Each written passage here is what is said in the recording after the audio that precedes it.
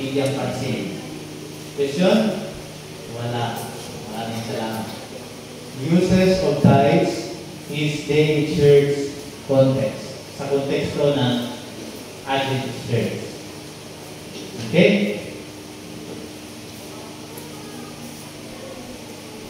Palaging tinatanong, kung ang lahat ng ginagawa ng iglesia ay para sa misyon, bakit hindi lahat ng gawain sa iglesia ay susuportahan mula sa ikabo? Question din po ba ninyo yan? Kung ang lahat ng ginagawa ng iglesia ay para sa misyon, bakit hindi lahat ng gawain sa iglesia ay susuportahan mula sa ikabo? So, kaya ko ilagyan ng Adventist church context mga kapatid ko, sapagkat may mga congregational churches na nag-iika po din po sila, mayroon po silang sariling polisiya. Sa kanila po, hindi ko alam, karamihan sa tithes nila ay napapapunta sa kanilang mga pastor. Kaya pag medyo maganda ang tayo ng church, maraming nagbibigay ng church, iisa ang pastor, medyo malaki-laki po ang tinatanggap ng pastor. Pero kapag katulad sa atin tayo kasi ay centralized, pastor ka doon sa pabundukan at pastor ka sa kapatagan, pare-parehas lang ang ating tinatanggap.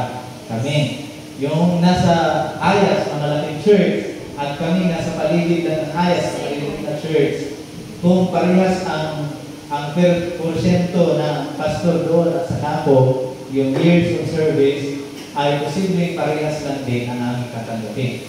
Ganyan po ang ating organisasyon na kapatid ko. So, tandaan po natin yan. Year 2004, anong year? 2004. The GC Executive Committee created a so-called Use of Tithes Study Commission. Use of Tithes Study Commission. Sila po ay nag-aral, pinag-aralan nila, mahaba-haba po ang kanilang pag-aaral, 2005 hanggang 2012. Ilang taon po yan? Ilang taon? 7 years. With 50 members. Ilang members? Ang galing sa GC ay 5, theologians or church historians ay 7, divisions 18, unions 4, conferences 12, institution 4. Members included presidents and treasurers of the entities as well as pastors. Nung pinag-aralan nila, mayroong 3 points as term of reference para sa nagagamitin ng committee. Number 1, review and analyze current practices and policies in the use of tithe and identify the challenges arising from those practices and policies. Number 2, re-study and research the biblical and spiritual practicing materials on the use of tithe, including a review of previous documents and materials on the use of tithe.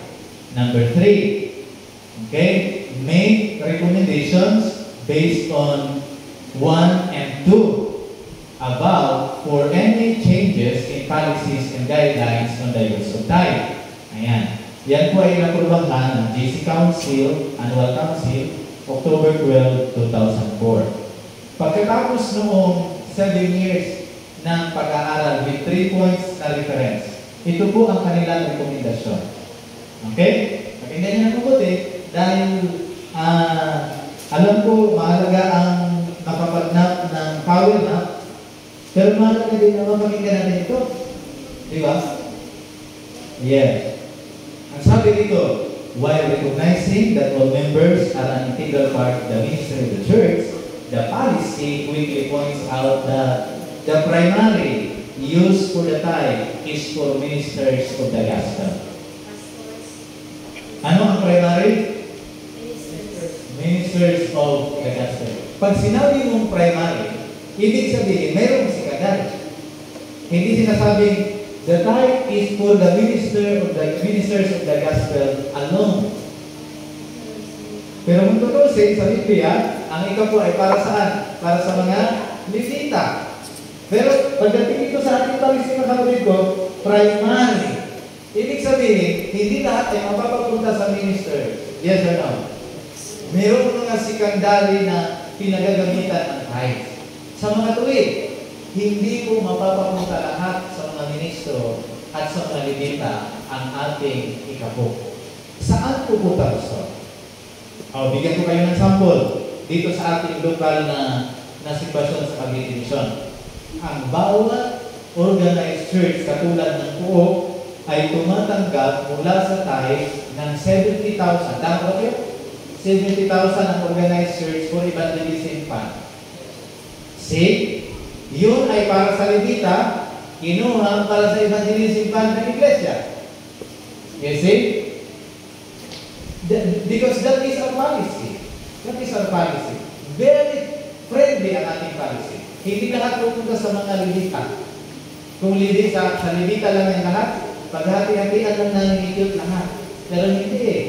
Si Cute ngayon ay kasama na sa mga libita, hindi ako nagkakamali. Dahil kasama siya sa working force. You see?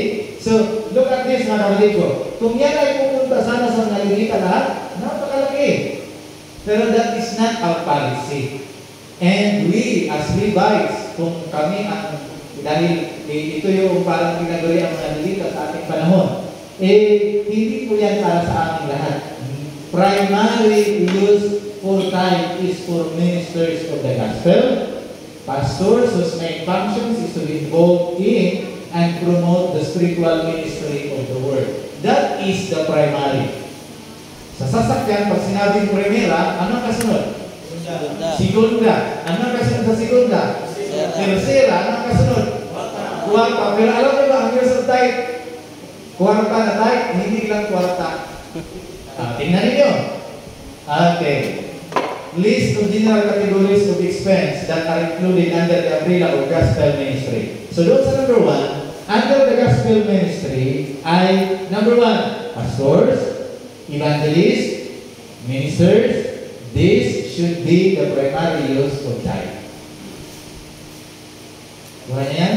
So, evangelists, ministers, primary use of tithe. Okay, tuloy tayo.